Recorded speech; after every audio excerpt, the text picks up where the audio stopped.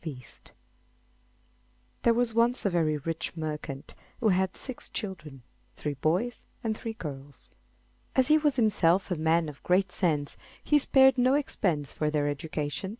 The 3 daughters were all handsome, but particularly the youngest. Indeed, she was so very beautiful that in her childhood every one called her the Little Beauty, and being equally lovely when she was grown up, nobody called her by any other name, which made her sisters very jealous of her.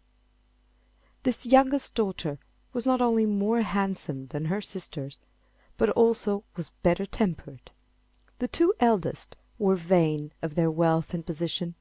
They gave themselves 1,000 airs, and refused to visit other merchants' daughters, nor would they condescend to be seen except with persons of quality. They went every day to balls, plays, and public walks, and always made game of their youngest sister for spending her time in reading or other useful employments. As it was well known that these young ladies would have large fortunes, many great merchants wished to get them for wives. But the 2 eldest always answered that, for their parts, they had no thoughts of marrying any one below a duke or an earl at least. Beauty had quite as many offers as her sisters, but she always answered, with the greatest civility, that though she was much obliged to her lovers, she would rather live some years longer with her father, as she thought herself too young to marry. It happened that, by some unlucky accident, the merchant suddenly lost all his fortune, and had nothing left but a small cottage in the country. Upon this he said to his daughters, while the tears ran down his cheeks, "My children, we must now go and dwell in the cottage, and try to get a living by labor, for we have no other means of support." The 2 eldest replied that they did not know how to work, and would not leave town, for they had lovers enough who would be glad to marry them, though they had no longer any fortune. But in this they were mistaken, for when the lovers heard what had happened they said, "The girls were so proud and ill-tempered that all we wanted was their fortune.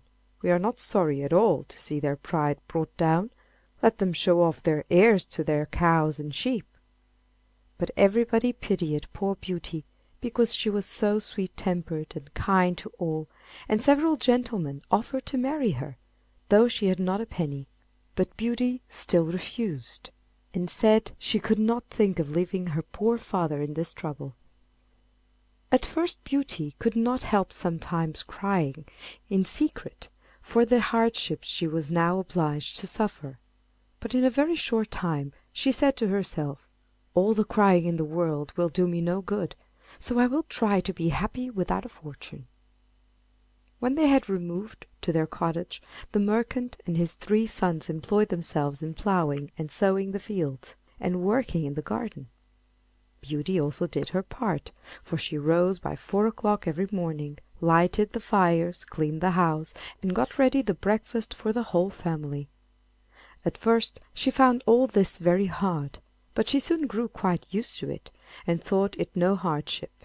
Indeed, the work greatly benefited her health. When she had done, she used to amuse herself with reading, playing her music, or singing while she spun. But her 2 sisters were at a loss what to do to pass the time away. They had their breakfast in bed, and did not rise till 10 o'clock. Then they commonly walked out, but always found themselves very soon tired, when they would often sit down under a shady tree, and grieved for the loss of their carriage and fine clothes, and say to each other, "What a mean-spirited, poor, stupid creature our young sister is, to be so content with this low way of life." But their father thought differently, and loved and admired his youngest child more than ever. After they had lived in this manner about a year, the merchant received a letter which informed him that one of his richest ships, which he thought was lost, had just come into port. This news made the 2 eldest sisters almost mad with joy, for they thought they should now leave the cottage, and have all their finery again. When they found that their father must take a journey to the ship, the 2 eldest begged he would not fail to bring them back some new gowns, caps, rings, and all sorts of trinkets. But Beauty asked for nothing. for she thought in herself that all the ship was worth would hardly buy everything her sisters wished for. "Beauty," said the merchant, "how comes it that you ask for nothing? What can I bring you, my child?" "Since you are so kind as to think of me, dear father," she answered, "I should be glad if you would bring me a rose, for we have none in our garden." Now Beauty did not indeed wish for a rose, nor anything else, but she only said this that she might not affront her sisters, otherwise they would have said she wanted her father to praise her for desiring nothing. The merchant took his leave of them, and set out on his journey, but when he got to the ship some persons went to law with him about the cargo, and after a deal of trouble he came back to his cottage as poor as he had left it. When he was within 30 miles of his home, and thinking of the joy of again meeting his children, he lost his way in the midst of a dense forest. It rained and snowed very hard, and besides the wind was so high as to throw him twice from his horse. Night came on, and he feared he should die of cold and hunger, or be torn to pieces by the wolves that he heard howling around him.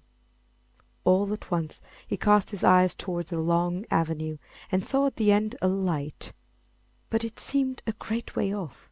He made the best of his way towards it, and found that it came from a splendid palace, the windows of which were all blazing with light. It had great bronze gates, standing wide open, and fine courtyards, through which the merchant passed, but not a living soul was to be seen.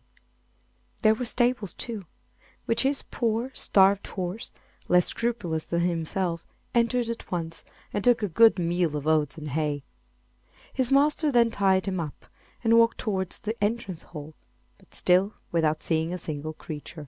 He went on to a large dining parlour, where he found a good fire, and a table covered with some very nice dishes, but only one plate with a knife and fork.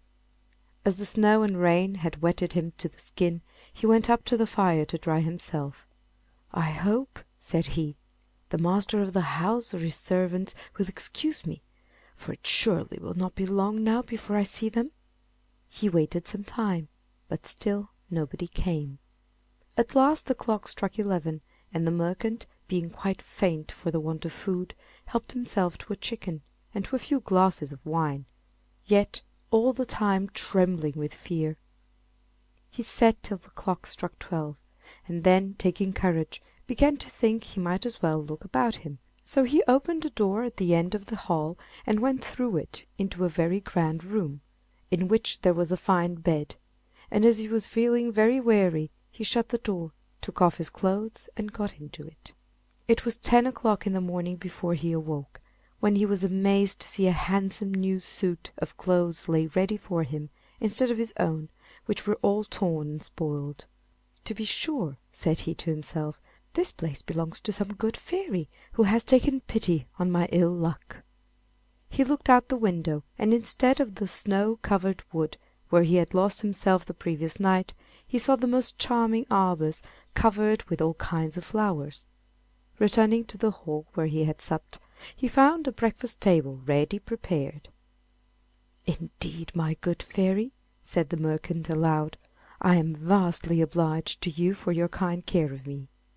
He then made a hearty breakfast, took his hat, and was going to the stable to pay his horse a visit, but as he passed under one of the arbors, which was loaded with roses, he thought of what Beauty had asked him to bring back to her, and so he took a bunch of roses to carry home. At the same moment he heard a loud noise, and saw coming towards him a beast so frightful to look at that he was ready to faint with fear. "Ungrateful man," said the beast in a terrible voice, "I have saved your life by admitting you into my palace, and in return you steal my roses, which I value more than anything I possess. But you shall atone for your fault. You shall die in a quarter of an hour." The merchant fell on his knees, and clasping his hand said, "Sir, I humbly beg your pardon. I did not think it would offend you to gather a rose for one of my daughters, who had entreated me to bring her one home. Do not kill me, my lord." "I am not a lord, but a beast," replied the monster. I hate false compliments, so do not fancy that you can coax me by any such means. You tell me that you have daughters. Now I will suffer you to escape, if one of them will come and die in your stead. If not, promise that you will yourself return in 3 months, to be dealt with as I may choose." The tender-hearted merchant had no thoughts of letting any one of his daughters die for his sake, but he knew that if he seemed to accept the beast's terms he should at least have the pleasure of seeing them once again. So he gave his promise, and was told he might set off as soon as he liked. "But," said the beast, "I do not wish you to go back empty-handed. Go to the room you slept in, and you will find a chest there. Fill it with whatsoever you like best, and I will have it taken to your own house for you." When the beast had said this he went away. The good merchant, left to himself, began to consider that as he must die, for he had no thought of breaking a promise made even to a beast, he might as well have the comfort of leaving his children provided for. He returned to the room he had slept in, and found there heaps of gold pieces laying about. He filled the chest with them to the very brim, locked it, and mounting his horse left the palace, as sorrowful as he had been glad when he first beheld it. The horse took a path across the forest of his own accord, and in a few hours they reached the merchant's house. His children came running round him, but instead of kissing them with joy, he could not help weeping as he looked at them. He held in his hand the bunch of roses, which he gave to Beauty, saying, "Take these roses, Beauty, but little do you think how dear they have cost your poor father." And then he gave them an account of all that he had seen or heard in the palace of the beast. The 2 eldest sisters now began to shed tears, and to lay the blame upon Beauty, who, they said, would be the cause of her father's death. "See," said they, "what happens from the pride of the little wretch!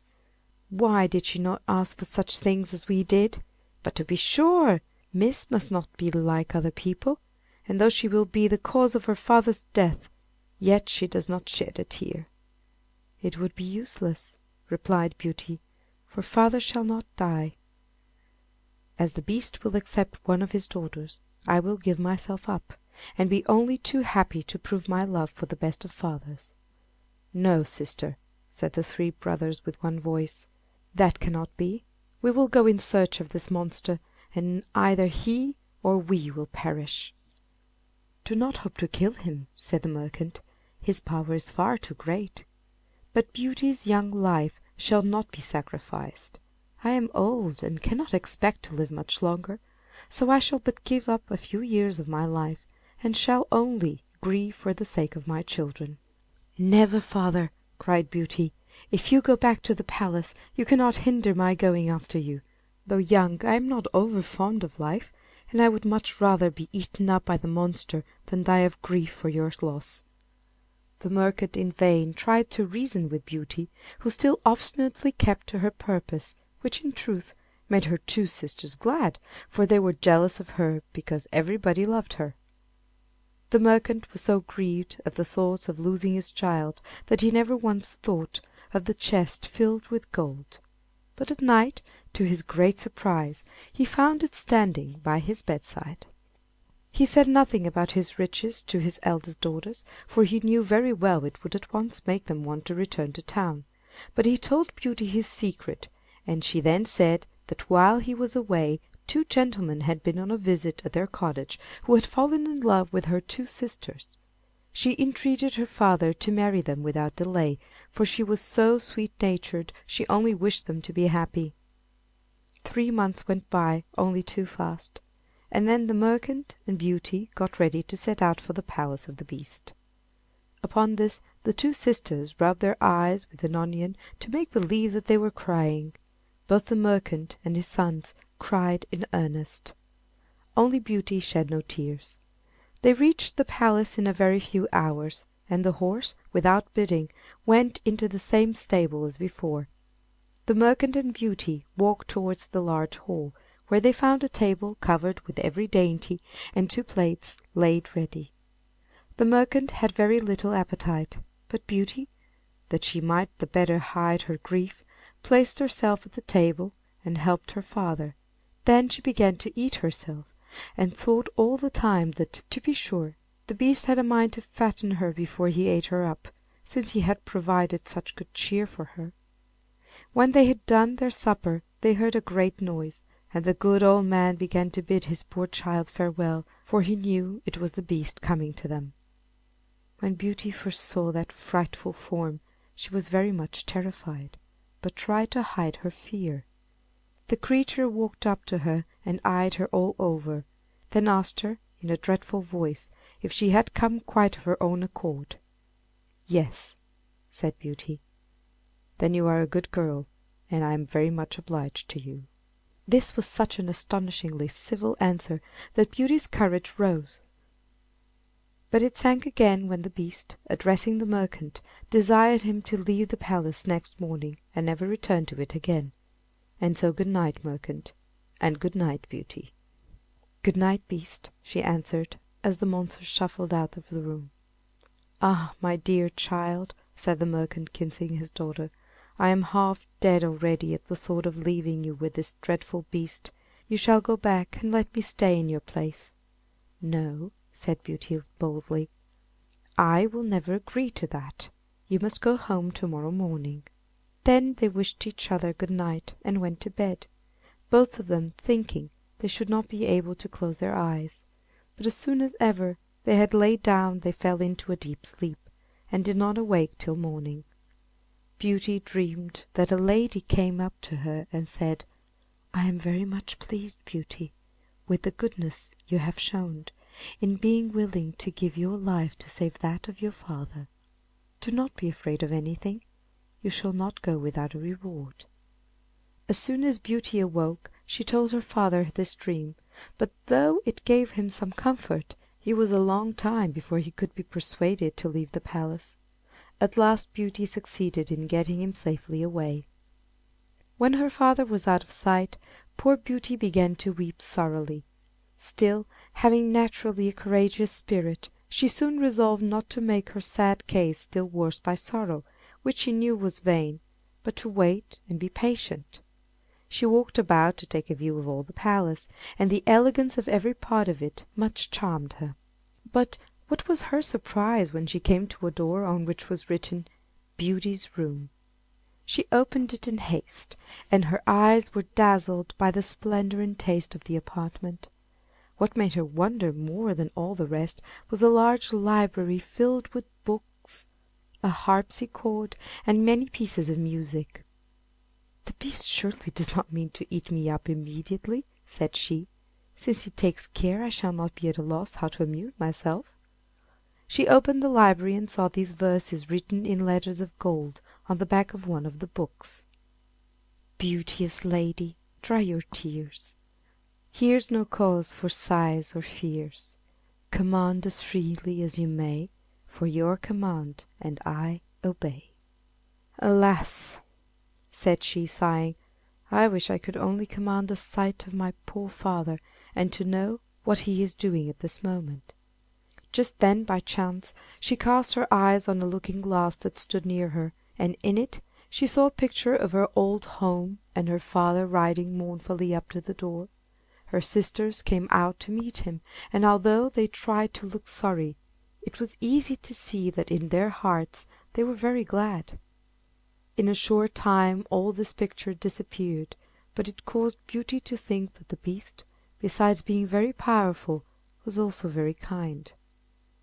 About the middle of the day she found a table laid ready for her, and a sweet concert of music played all the time she was dining, without her seeing anybody. But at supper, when she was going to seat herself at table, she heard the noise of the beast, and could not help trembling with fear. "Beauty," said he, "will you give me leave to see you sup?" "That is as you please," answered she, very much afraid. "Not in the least," said the beast. "You alone command in this palace. If you should not like my company, you need only say so, and I will leave you that moment. But tell me, Beauty, do you not think me very ugly?" "Why, yes," said she, "for I cannot tell a falsehood. But then I think you are very good." "Am I?" sadly replied the beast. Yet, besides being ugly, I am also very stupid. I know well enough that I am but a beast." "Very stupid people," said Beauty, "are never aware of it themselves." At which kindly speech the beast looked pleased, and replied, not without an awkward sort of politeness, "Pray do not let me detain you from supper, and be sure that you are well served. All you see is your own, and I should be deeply grieved if you wanted for anything. You are very kind, so kind that I almost forgot you are so ugly," said Beauty earnestly. "Ah, yes," answered the beast with a great sigh. "I hope I am good tempered, but still I am only a monster." There is many a monster who wears the form of a man. It is better of the two to have the heart of a man and the form of a monster. "I would thank you, Beauty, for this speech, but I am too senseless to say anything that would please you," returned the beast in a melancholy voice, and altogether he seemed so gentle and so unhappy that Beauty, who had the tenderest heart in the world, felt her fear for him gradually vanish. She ate her supper with a good appetite, and conversed in her own sensible and charming way, till at last, when the beast rose to depart, he terrified her more than ever by saying abruptly, in his gruff voice, "Beauty, will you marry me?" Now, Beauty, frightened as she was, would speak only the exact truth. Besides, her father had told her that the beast liked only to have the truth spoken to him. So she answered in a very firm tone, "No, beast." He did not go into a passion or do anything but sigh deeply and depart. When Beauty found herself alone she began to feel pity for the poor beast. "Oh," said she, "what a sad thing it is that he should be so very frightful, since he is so good tempered." Beauty lived 3 months in this palace very well pleased. The beast came to see her every night, and talked with her while she supped, and though what he said was not very clever, yet, as she saw in him every day some new goodness, instead of dreading the time of his coming, she soon began continually looking at her watch to see if it were 9 o'clock, for that was the hour when he never failed to visit her. One thing only vexed her, which was that every night, before he went away, he always made it a rule to ask her if she would be his wife, and seemed very much grieved at her steadfastly replying no. At last one night she said to him, "You wound me greatly, beast, by forcing me to refuse you so often. I wish I could take such a liking to you as to agree to marry you, but I must tell you plainly that I do not think it will ever happen. I shall always be your friend, so try to let that content you." "I must," sighed the beast, "for I know well enough how frightful I am. But I love you better than myself. Yet I think I am very lucky in your being pleased to stay with me. Now promise me, Beauty, that you will never leave me." Beauty would almost have agreed to this, so sorry was she for him. But she had that day seen in her magic glass, which she looked at constantly, that her father was dying of grief for her sake. "Alas!" she said, "I long so much to see my father that if you do not give me leave to visit him I shall break my heart." "I would rather break mine, Beauty," answered the beast. "I will send you to your father's cottage. You shall stay there, and your poor beast shall die of sorrow." "No," said Beauty, crying, "I love you too well to be the cause of your death. I promise to return in a week. You have shown me that my sisters are married, and my brothers are gone for soldiers, so that my father is left all alone. Let me stay a week with him." "You shall find yourself with him to morrow morning," replied the beast. "But mind, do not forget your promise. When you wish to return, you have nothing to do but to put your ring on a table when you go to bed. Good bye, Beauty." The beast sighed as he said these words, and Beauty went to bed very sorry to see him so much grieved. When she awoke in the morning she found herself in her father's cottage. She rang a bell that was at her bedside, and a servant entered. But as soon as she saw Beauty the woman gave a loud shriek, upon which the merchant ran upstairs, and when he beheld his daughter he ran to her and kissed her 100 times. At last Beauty began to remember that she had brought no clothes with her to put on, but the servant told her she had just found in the next room a large chest full of dresses, trimmed all over with gold and adorned with pearls and diamonds. Beauty, in her own mind, thanked the Beast for his kindness, and put on the plainest gown she could find among them all.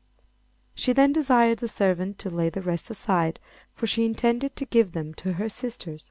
But as soon as she had spoken these words, the chest was gone out of sight in a moment.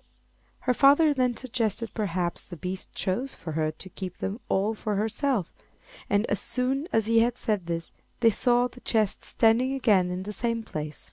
While Beauty was dressing herself her servant brought word to her that her sisters were come with their husbands to pay her a visit.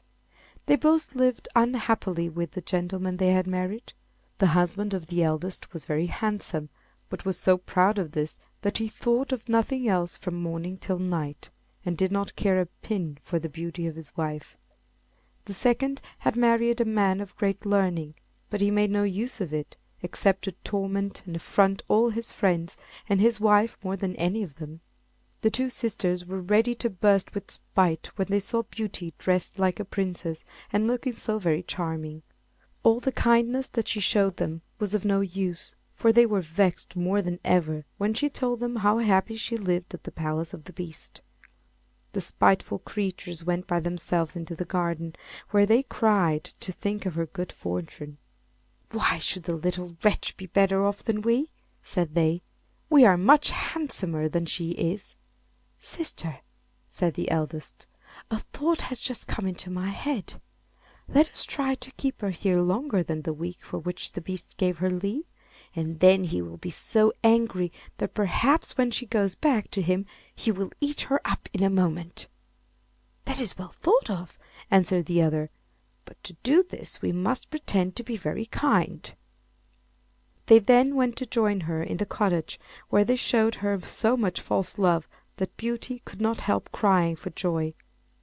When the week was ended the two sisters began to pretend such grief at the thought of her leaving them that she agreed to stay a week more, but all that time Beauty could not help fretting for her sorrow that she knew her absence would grieve her poor Beast, for she tenderly loved him and much wished for his company again. Among all the grand and clever people she saw, she found nobody who was half so sensible, so affectionate, so thoughtful, or so kind. The 10th night of her being at the cottage she dreamed she was in the garden of the palace, that the Beast lay dying on a grass plot, and with his last breath put her in mind of her promise, and laid his death to her forsaking him. Beauty awoke in a great fright, and burst into tears. "Am not I wicked," said she, "to behave so ill to a Beast who has shown me so much kindness? Why will I not marry him? I am sure I should be more happy with him than my sisters are with their husbands. He shall not be wretched any longer on my account, for I should do nothing but blame myself all the rest of my life." She then rose, put her ring on her table, got into bed again, and soon fell asleep. In the morning she with joy found herself in the palace of the Beast. She dressed herself very carefully that she might please him the better, and thought she had never known a day pass away so slowly. At last the clock struck 9, but the Beast did not come. Beauty, dreading lest she might truly have caused his death, ran from room to room calling out, "Beast, dear Beast!" but there was no answer. At last she remembered her dream, rushed to the grass plot, and there saw him lying apparently dead beside the fountain. Forgetting all his ugliness, she threw herself upon his body, and finding his heart still beat, she fetched some water and sprinkled it over him, weeping and sobbing the while. The Beast opened his eyes. "You forgot your promise, Beauty, and so I determined to die, for I could not live without you. I have starved myself to death, but I shall die content, since I have seen your face once more." "No, dear Beast," cried Beauty passionately. "You shall not die. You shall live to be my husband. I thought it was only friendship I felt for you, but now I know it was love." The moment Beauty had spoken these words the palace was suddenly lighted up, and all kinds of rejoicings were heard around them, none of which she noticed, but hung over her dear beast with the utmost tenderness. At last, unable to refrain herself, she dropped her head over her hands, covered her eyes, and cried for joy. And when she looked up again the beast was gone. In his stead she saw at her feet a handsome, graceful young prince, who thanked her with the tenderest expression for having freed him from enchantment. "But where is my poor beast? I only want him and nobody else," sobbed Beauty. "I am he," replied the prince. "A wicked fairy condemned me to this form, and forbade me to show that I had any wit or sense till a beautiful lady should consent to marry me. You alone, dearest Beauty, judged me neither by my looks nor by my talents, but by my heart alone. Take it then, and all that I have besides, for all is yours." Beauty, full of surprise, but very happy, suffered the prince to lead her to his palace, where she found her father and sisters, who had been brought there by the fairy lady whom she had seen in a dream the first night she came. "Beauty," said the fairy, "you have chosen well, and you have your reward, for a true heart is better than either good looks or clever brains. As for you, ladies," and she turned to the two elder sisters, "I know all your ill deeds, but I have no worse punishment for you than to see your sister happy. You shall stand as statues at the door of her palace, and when you repent of and have amended your faults, you shall become women again. But to tell you the truth, I very much fear you will remain statues forever." End of Beauty and the Beast.